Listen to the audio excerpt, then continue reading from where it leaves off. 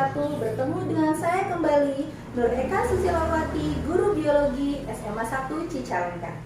Hari ini kita akan melanjutkan kembali materi yang sudah kita bahas sebelumnya, yaitu masalah dan upaya pelestarian keanekaragaman hayati.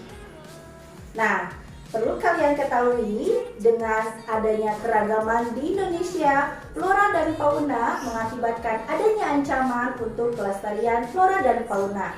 Nah, ancaman keanekaragaman hayati yang ada di Indonesia kita akan bahas satu persatu. Yang pertama adalah hilangnya habitat yang diakibatkan oleh manusia. Jadi hilangnya habitat itu lahan untuk tumbuhan dan hewan semakin sempit digunakan untuk pemukiman.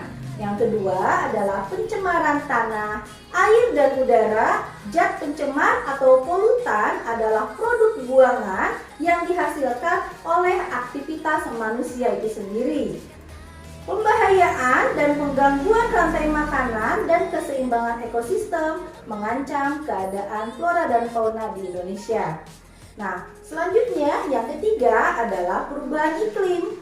Pencemaran karbon dioksida menyebabkan efek rumah kaca, dapat meningkatkan suhu bumi sehingga kutub es mencair dan air laut naik. Terjadi perubahan struktur dan fungsi dari ekosistem lautan. Nah, untuk yang keempat itu adalah eksploitasi tanaman dan hewan. Eksploitasi berlebihan menyebabkan kepunahan spesies tertentu. Nah, untuk selanjutnya adalah yang kelima, adanya spesies pendatang atau masuknya spesies luar yang dapat mengancam spesies lokal yang merupakan spesies langka di daerah tersebut. Nah, kemudian selanjutnya yang keenam adalah industrialisasi pertanian dan hutan pertanian monokultur, yaitu pada pertanian monokultur hanya ditanami satu jenis tanaman. Ya, dapat diturunkan, ini kemudian akan menurunkan keanekaragaman tingkat spesies. Nah, itu tadi adalah upaya pelestarian. Ya, sekarang kita lihat bagaimana upaya pelestarian yang sudah dilakukan oleh pemerintah untuk menjaga keanekaragaman hayati. Yang pertama adalah konservasi in situ, yaitu usaha pelestarian yang dilakukan di habitat aslinya. Contohnya adalah cagar alam Rafflesia yang ada di Bengkulu, Suaka Marga Satwa, Pulau Komodo.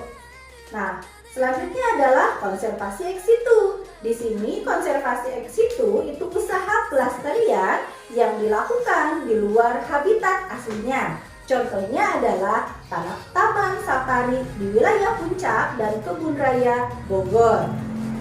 Nah, selanjutnya adalah cagar biosfer, kawasan dengan ekosistem terestrial dan pesisir yang melaksanakan konservasi biodiversitas melalui pemanfaatan ekosistem berkelanjutan. Contohnya adalah Kebun Raya Cibodas, Tanaman Nasional Tanjung Puting, dan Taman Nasional Wakatobi.